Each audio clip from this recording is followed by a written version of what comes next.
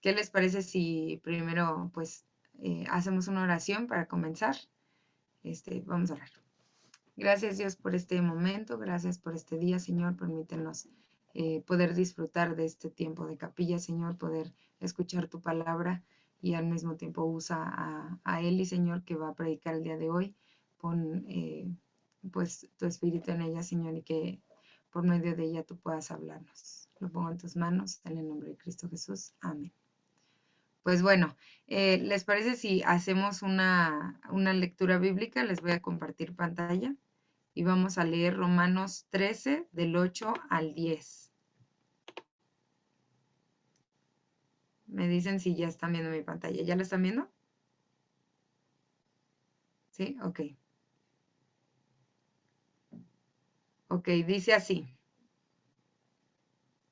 Dice, no deban a nadie nada, sino el amarse unos a otros, porque el que ama a su prójimo ha cumplido la ley, porque esto, no cometerás adulterio, no matarás, no hurtarás, no codiciarás, y cualquier otro mandamiento en estas palabras se resume, amarás a tu prójimo como a ti mismo.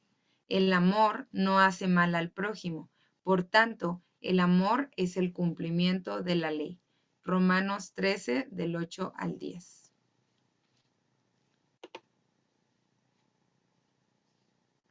Así que, bueno, ahora voy a dar tiempo a Eli para que pueda comenzar con la predicación y pues que Dios te bendiga mucho.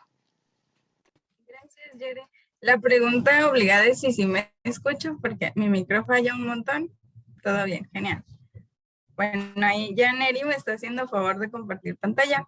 Y como ustedes ya escucharon, hermanos, el día de hoy vamos a estar meditando un poco en Romanos 13, en 3 versículos, los versículos del 8 al 10.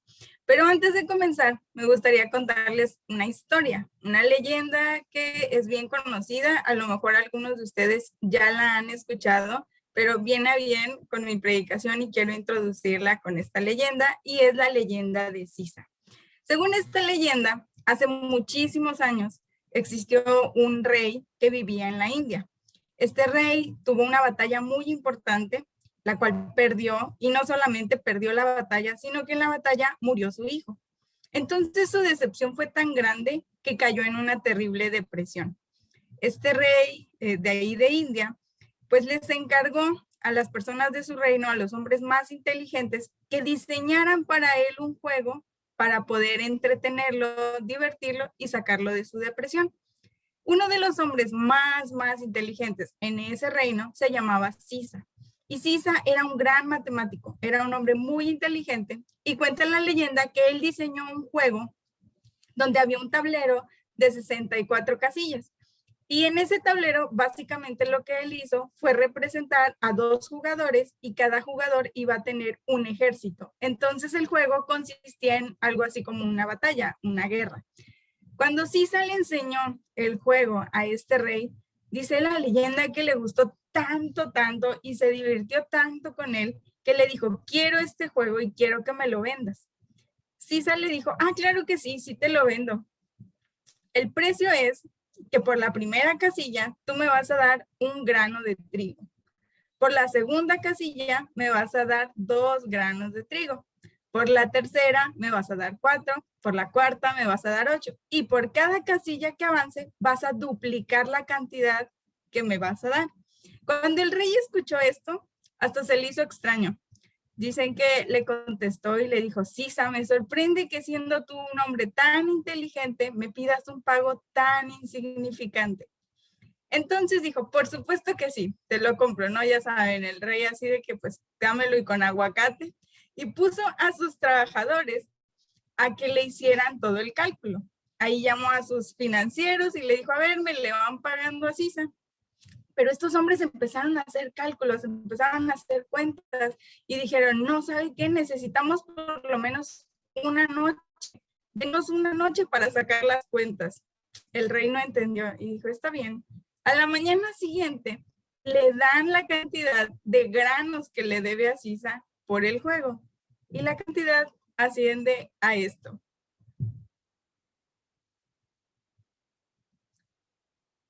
y es un número extremadamente larguísimo. Si usted no lo sabe leer, yo tampoco, no se preocupe, pero ya lo googleé. Resulta que ese número es tan grande que ya se lee en trillones. Son 18.446.744 billones, 73.709.551.615 granos de trigo. Y si esto todavía no nos suena demasiado, por ahí algunos hicieron el favor de hacer el cálculo, ¿no? Se pusieron a ver cuántos granos de trigo hay en 1 kilo y a cuánto equivale. Y aquí tengo una tablita. Resulta que en esta tabla nosotros vamos a ver lo que hoy en día es la producción anual en toneladas de trigo de estos países, de la Unión Europea, China, India, Estados Unidos, Rusia, Canadá y un montón más. Si nosotros sumamos la producción anual de trigo de todos estos países, necesitamos multiplicar la sumatoria por 1044 años para alcanzarle a pagar a Sisa la cantidad de granos de trigo que él estaba pidiendo. Entonces esta deuda, hermanos, se convirtió en una deuda impagable. Si tiene duda de cómo acabó esta historia, la verdad es que hay varias versiones. Hay quienes dicen que el rey perdió su reino y hay otros que dicen que mandó matar a Sisa por pasarse de listo. La verdad no lo sabemos, es una historia. Pero viene a bien con lo que hoy vamos a hablar. ¿Y qué tiene que ver? Se preguntarán. Bueno, tiene mucho que ver porque el día de hoy nosotros vamos a hablar también de una deuda de amor.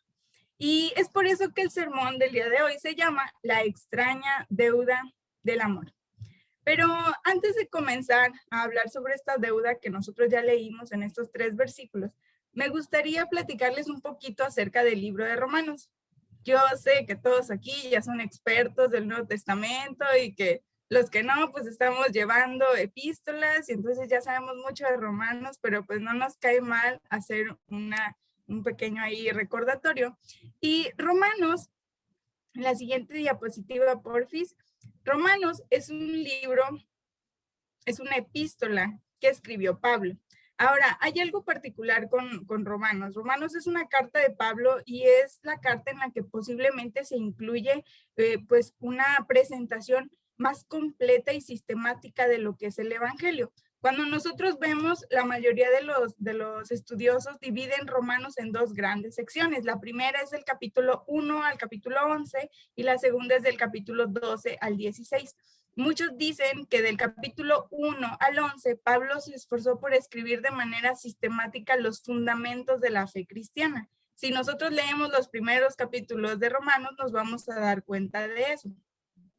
Él está escribiendo, por ejemplo, en los primeros capítulos, habla por qué todos los seres humanos, independientemente de si son gentiles o si son judíos, están condenados por el pecado. Habla de qué es la justicia, de qué es la justificación. También va a hablar más adelante sobre la santificación y básicamente él va a estar hablando de por qué el evangelio de Jesús es el único medio de salvación y por qué es superior a cualquier otro intento de salvarse. Ahora, hay una frase que me gusta mucho y es una frase de Susana Wesley, la mamá de John Wesley, y su frase dice así: hay 2 cosas que hacer sobre el evangelio: creerlo y comportarse de acuerdo con él.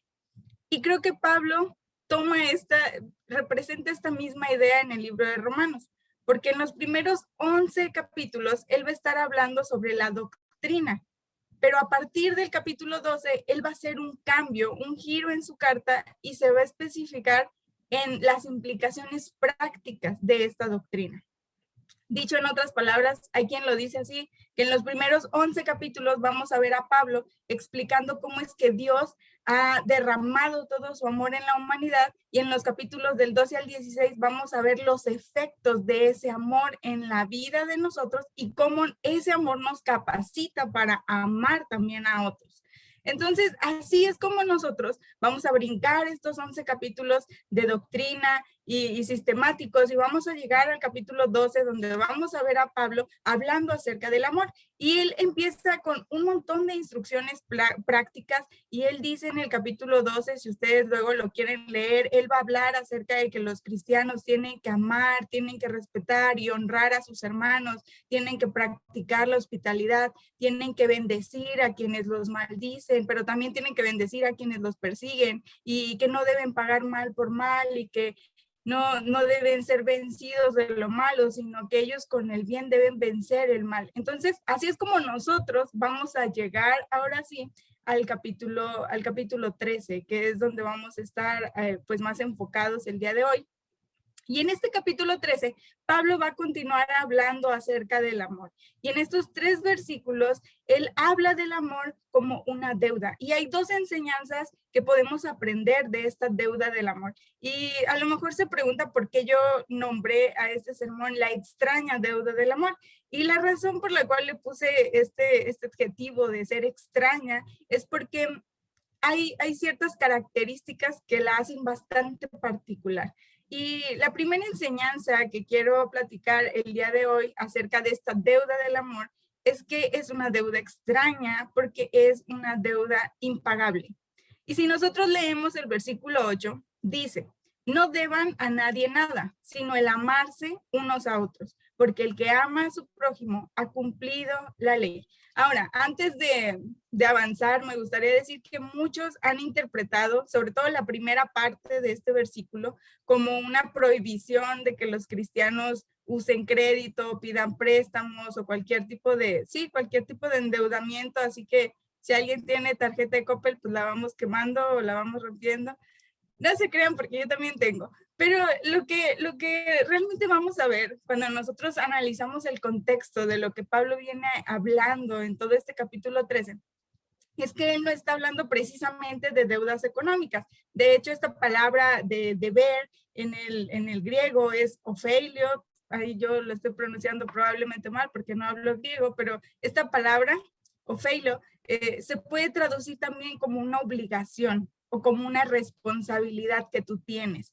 Entonces, Pablo está hablando de algo más que de una deuda económica. Y ojo, esto no es un comercial, ni tampoco los estoy motivando a que vayan y se endeuden. Lo que básicamente Pablo está diciendo es que nosotros, como cristianos, no deberíamos faltar a ninguna de nuestras obligaciones. O sea, si nosotros leemos los primeros 7 versículos del capítulo 13, él viene hablando de una serie de responsabilidades. Él dice, si tú le debes a alguien honor, dale ese honor. Si le debes respeto, dale ese respeto. Si debes pagar impuestos, paga tus impuestos. O sea, él está hablando de todo este montón de responsabilidades que nosotros podemos tener, pero él inicia el versículo 8 diciendo, no le deban a nadie nada, cumplan con todas sus responsabilidades. O sea, no seas de los que piden un libro y no lo regresas, no seas de los que se comprometen con algo, pero al final lo deja botado, no seas de los que empieza la tarea 5 minutos antes de enviarla. Básicamente es lo que él está diciendo. Pero una vez que le ha dado esas instrucciones, él dice, cumple con todas tus responsabilidades, pero debes saber que hay una obligación que nunca vas a poder satisfacer del todo. Y esta es nuestra obligación de amar. Amar es una deuda que nunca vamos a poder cumplir a plenitud. Hermano, esto significa que tú y yo nunca vamos a poder llegar al punto de decir que hemos amado lo suficiente. Nunca vamos a poder decir que ya hemos terminado de amar. Todos los cristianos, mientras estemos en esta tierra, vamos a tener vigente esa deuda de seguir amando a las personas. Es una deuda impagable. Ahora, hay varias cosas que hacen que esta sea una deuda extraña, aparte de que es impagable. Algo que podemos ver nosotros si analizamos esto que Pablo está haciendo de hablar de una deuda. Si nosotros vamos a un diccionario y buscamos lo que es una deuda, pues nos va a decir que es una obligación moral que hemos contraído con alguien. Usualmente cuando tú tienes una deuda con alguien, la tienes en virtud de que has recibido algo de esa persona. O sea, por ejemplo, si tú sacas tu crédito Infonavit, yo no sé, pues tú debes cumplir con tus obligaciones de pago porque te dieron tu casita, ¿no? O sea, te dieron algo y por eso tú tienes esa obligación con ellos. Les debes algo porque ellos primero te dieron algo. ¿Tiene sentido lo que estoy diciendo? Espero que sí. Pero lo extraño es que Pablo está diciendo que nosotros tenemos esta deuda y está diciendo que la tenemos con nuestro prójimo, el uno, amarse unos a otros. Él está diciendo que nosotros le debemos, no nos está invitando, no está diciendo si tú quieres, está diciendo le debes al mundo amor. Y la pregunta que nos podría surgir es, bueno, ¿y en qué momento adquirí yo esta deuda? Imagínate que hoy por hoy llegará alguien a tu casa a cobrarte una deuda y no tienes idea ni en qué momento la adquiriste. Bueno, una clave para mí es la manera en la que Pablo inicia precisamente esta sección de implicaciones prácticas. ¿Cómo es que Pablo inicia el versículo 1 del capítulo 12? Él dice, así que hermanos, os ruego por las misericordias de Dios. Por las misericordias de Dios. Hermanos, a nosotros el mundo no nos ha dado nada. Es decir, a ti tu vecino, tus amigos, la gente que conoces, no te ha dado nada para que tú le debas amor. De hecho, Dios nos está mandando a amar a un mundo del cual no hemos recibido nada. Y la pregunta para nosotros es, ¿por qué? ¿Cómo es que adquirí esta deuda? Bueno, tú eres enviado a amar a un mundo que no te ha dado nada porque a ti Dios te lo ha dado todo. Y Él ama este mundo. Él ama este mundo. Y Él quiere que tú lo ames, un mundo del cual probablemente Cristo lo dijo, no vas a recibir otra cosa más que a lo mejor desprecio, rechazo, te van a desconocer porque a Él tampoco lo conocieron. Pero aún así, nosotros tenemos la deuda de amar a este mundo al cual Dios también ama. Y en capítulos anteriores, ahí en el capítulo 5, versículo 5, igual de Romanos, Pablo dice que Cristo nos ha amado a nosotros con un amor tan tierno y que su amor ha sido derramado en nuestros corazones. Y la versión NTV dice que Dios nos ha dado de su Espíritu Santo para llenar nuestros corazones con su amor. Hermano, todo pago, clase gratuita de contabilidad, todo pago funciona de acuerdo a tu capacidad de pago.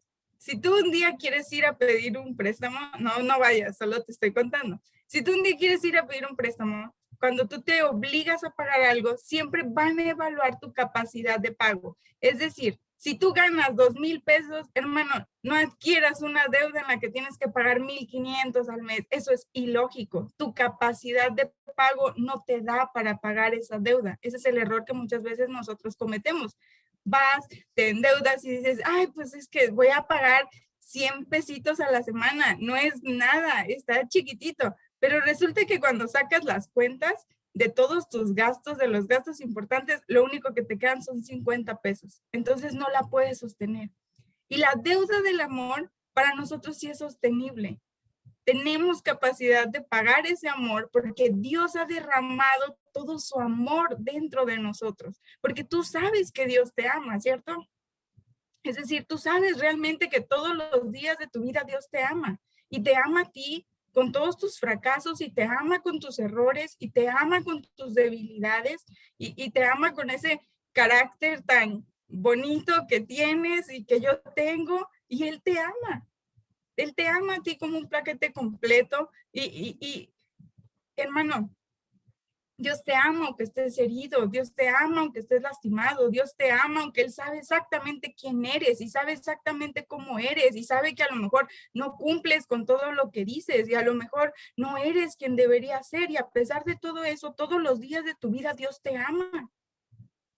Tal vez tú puedes mirar a las personas a tu alrededor y puedes encontrar muchísimos motivos por los cuales no merecen tu amor. A lo mejor tú puedes ver a tu esposo, a tu esposa, yo no tengo, puedes ver a tus hijos, puedes ver a tu vecino, puedes ver a quien sea y encontrar en ellos muchas razones por las cuales no los tendrías que amar, pero tú y yo le damos a Dios todos los días 1,000 razones para no amarnos y Él nos ama. Nunca vamos a amar lo suficiente. Hace unos días en la clase de historia, el hermano Gabriel nos comentó de un libro y empecé a leerlo. El libro se llama Perseguido por Cristo y es escrito por un hermano que se llama Richard y no les voy a pronunciar su apellido porque soy pésima con el inglés, pero él empieza, este hermano estuvo 14 años de preso político por los rusos, por los comunistas. Y él cuenta en este libro pues todo lo que vivió, cuenta ciertas experiencias y es una cosa muy, pues muy impactante lo que él narra. Pero quiero mostrarles un pequeño fragmento de algo que él escribe. Cabe destacar que él no fue el único que estuvo preso, él conoció a muchos cristianos que estuvieron presos con él y él cuenta esta historia y él dice, un cristiano de los que estaban con el preso fue sentenciado a muerte. Antes de que fuera ejecutado, se le permitió ver a su esposa. La despidió con estas palabras: debes saber que muero amando a los que me matan. No saben lo que hacen. Lo último que te pido es que tú también los ames. No les guardes rencor en tu corazón porque matan a quien amas. Nos encontraremos otra vez en el cielo. Estas palabras impresionaron profundamente al funcionario que presenció aquel último encuentro, que me las repitió algún tiempo después en la prisión, donde él ya era uno más entre los nuestros, porque se había convertido. Hermano, ¿de dónde nace un amor que es capaz de amar a quien te persigue, que es capaz de amar a tu enemigo? Bueno, no hay otra respuesta. Tú puedes amar a tu enemigo porque Cristo te amó cuando tú eras su enemigo. Tú puedes amar a quien te falla porque Cristo te ama aunque tú le fallas. Es una deuda impagable. Y hay una segunda enseñanza que podemos aprender acerca de esta deuda extraña. Y es que es una deuda que nos hace ganar. Dice, porque esto, no cometerás adulterio, no matarás, no hurtarás, no codiciarás, y cualquier otro mandamiento en estas palabras se resume. Amarás a tu prójimo como a ti mismo. El amor no hace mal al prójimo. Por tanto, el amor es el cumplimiento de la ley. En el Antiguo Testamento, Dios le había dado a su pueblo una ley y a veces cuando pensamos en la ley solo recordamos los 10 mandamientos cuando en realidad dicen que son más de 600. Y esta ley se componía de mandamientos civiles que eran aplicables para Israel, para su contexto, y también había mandamientos rituales o ceremoniales que son de los que habla Hebreos, del por qué Jesucristo nos ha librado de toda esa ley ceremonial, porque no eran más que una sombra de lo que había de venir, de lo que Cristo iba a hacer por nosotros. Pero también la ley tiene esta parte moral que nos revela la voluntad de Dios, que nos revela lo que es el amor. Y cuando nosotros pensamos en los 10 mandamientos, nos vamos a dar cuenta que están divididos de una manera que los primeros 4 nos muestran cómo tiene todo que ver con nuestra relación con Dios, pero los últimos 6 tienen relación con los seres humanos, cómo nos relacionamos entre nosotros. Y básicamente lo sabían varios maestros en los tiempos de Jesús, y Jesús mismo lo dijo, que nosotros podríamos resumir la ley en estos 2 mandamientos, en amar a Dios y amar a tu prójimo. Y estos últimos 6 se resumen así, en amar a tu prójimo como a ti mismo. Ahora, cuando nosotros pensamos en la ley hoy en día, hay 2 errores en los que podríamos caer, que uno es el legalismo, es pensar que sí, soy salvo por Cristo, pero aparte de eso yo tengo que hacer algo para salvarme, tengo que obedecer la ley para salvarme, que es un error en lo que estaban cayendo algunos judíos, ¿no? Que querían someterse a la ley y pretendían mezclarla con la fe en Jesús, y esto pues no es posible, esta no es la verdadera fe. Pero el otro error es el de los antinominianos.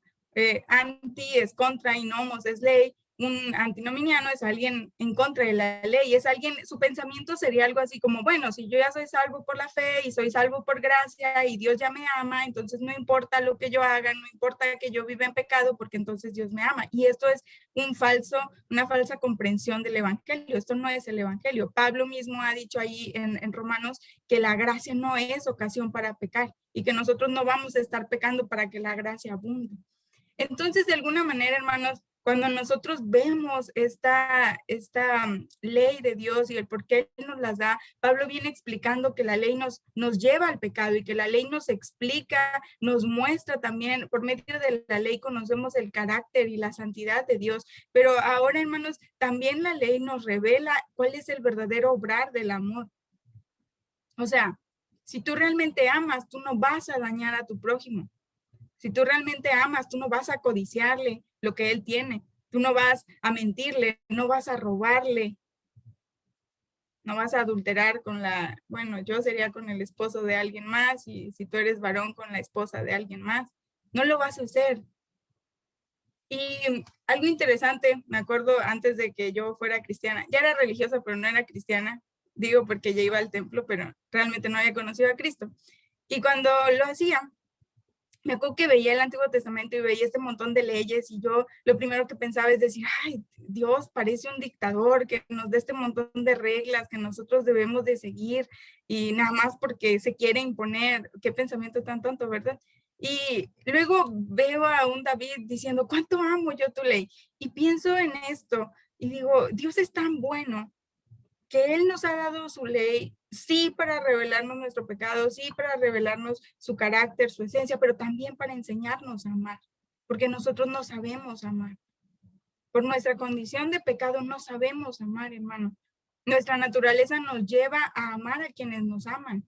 Cuando Dios dice que ames a quien te odia, a quien te aborrece, a quien te persigue.